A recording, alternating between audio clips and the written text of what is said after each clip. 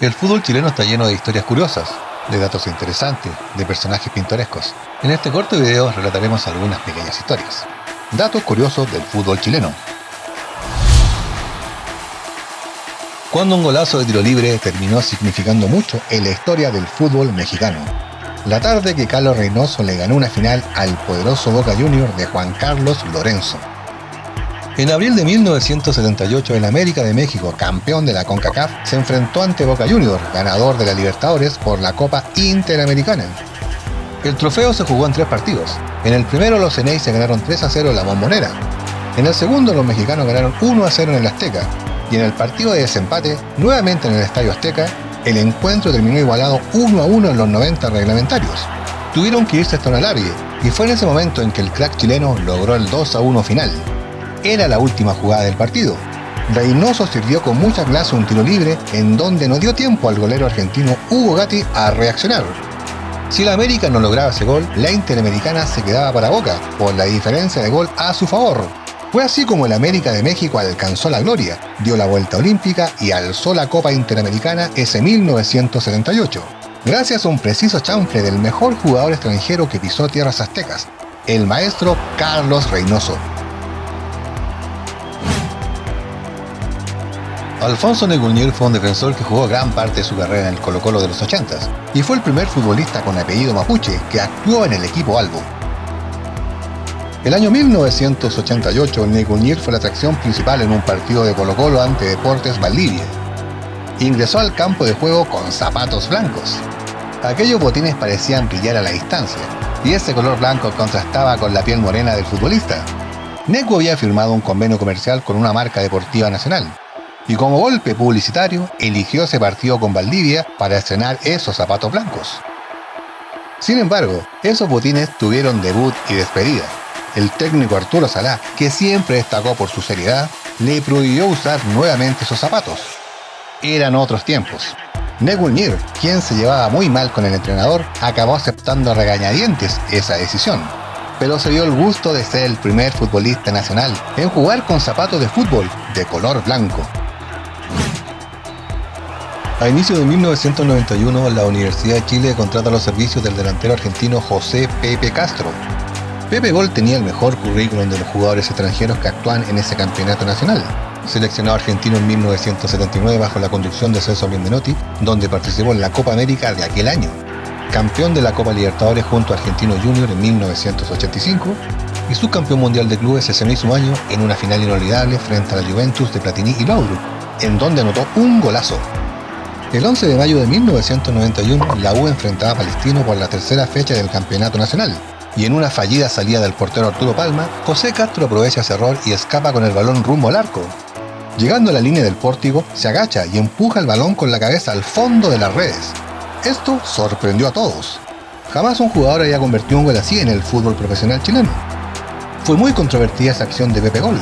Debido a esa curiosa anotación, el futbolista se justificó diciendo esto: ese es el fútbol que yo siento, ya que lo juego con ardor y picardía. Y esa reacción fue algo natural. En ese momento me sentí un pibe y no me quise burlar del arquero. Solo fue un regalo para la hinchada azul. Entrevistado 30 años después, Castro comentó que ese gol hoy no se podría hacer, ya que sería una falta de respeto hacia el arquero y obviamente sería inmediatamente expulsado del campo de juego, por todo ese asunto del fair play. En aquel 1991 se consideró la acción del delantero argentino como antideportiva, pues se había burlado de un colega de profesión, del pobre arquero Arturo Palma. El prestigioso periodista Igor Ochoa, hincha acérrimo de la U, fue mucho más comprensivo con Castro y lo justificó en su columna de la revista Triunfo escribiendo esto: en un partido de tanta angustia, siempre cae bien una locura sana.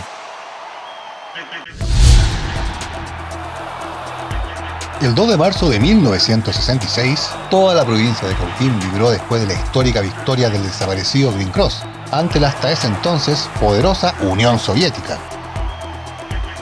A principios del 66, en víspera de su participación en el Mundial de Inglaterra, el equipo soviético inició una gira por Sudamérica, y Chile fue uno de los países visitados por los europeos del este, en donde enfrentaron en encuentros amistosos a 2 equipos locales y a nuestra selección nacional. Los rusos estaban invictos antes de jugar en Temuco frente al equipo de Green Cross. Sin embargo, cayeron por la cuenta mínima ante el conjunto local. Fue una verdadera hazaña para la escuadra sureña este histórico triunfo.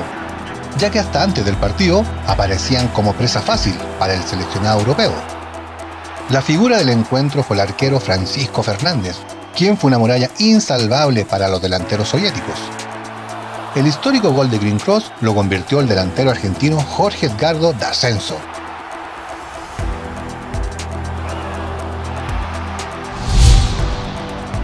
Jorge Robledo nació en Iquique, pero a los 5 años partió a Inglaterra junto a su madre, Elsa Oliver. El matrimonio de la británica institutriz junto a un chileno ligado a las actividades salitreras no funcionó, por lo cual ella optó por volver a su patria junto a sus 3 hijos. Jorge Robledo apareció ilustrado en la portada del álbum Walls and Bridge que John Lennon lanzó en 1974. Se trató de un dibujo realizado por un niño Lennon de 11 años en 1952. Quien quedó impresionado con el gol que anotó el delantero chileno en la final de la FA Cup, disputada por su club Newcastle y el Arsenal. Este inolvidable partido se jugó en el estadio Wembley ante 100.000 espectadores.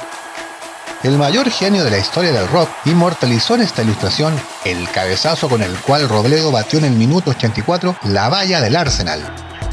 Meses después, Robledo arribaría a Chile junto a su hermano Ted, en donde ambos se incorporaron a Colo-Colo, iniciando así una verdadera revolución en el fútbol chileno. No muchos conocen la trayectoria del jugador chileno en el Newcastle, pero millones de fanáticos de John Lennon tuvieron en sus manos este histórico vinilo con aquella ilustración, en donde el tempranamente desaparecido músico eternizó el gol de Robledo convertido en aquella final.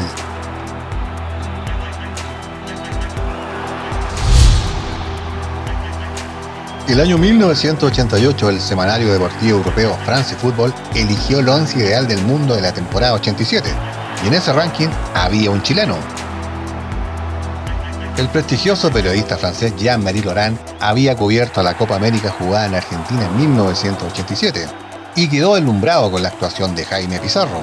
El Kaiser Albo fue el primer chileno en ubicarse en un ranking oficial mundial, escogido por una revista especializada europea. Lo meritorio de este reconocimiento a Jaime Pizarro fue que el volante jugaba en Chile. Y esto demuestra que nuestro fútbol en la década de los 80 destacaba a nivel internacional. Esto es un recordatorio para todos aquellos que piensan que el fútbol chileno se inventó en el siglo XXI. En la centuria pasada tuvimos grandes futbolistas que disputaron finales continentales y no tenían nada que envidiarle a los cracks de las potencias sudamericanas de aquel entonces. Conclusión: Jaime Pizarro fue el mejor volante defensivo del mundo en 1987. Si llegó a la conclusión de este video, solo me queda agradecerle. Si quiere ver más videos históricos de nuestro fútbol, le dejo de este lado otro corto relato. Si el video le gustó, deje un like y suscríbase al canal. En la descripción hay un enlace a mi blog, donde podrá descargar revistas antiguas en formato PDF. Nos vemos.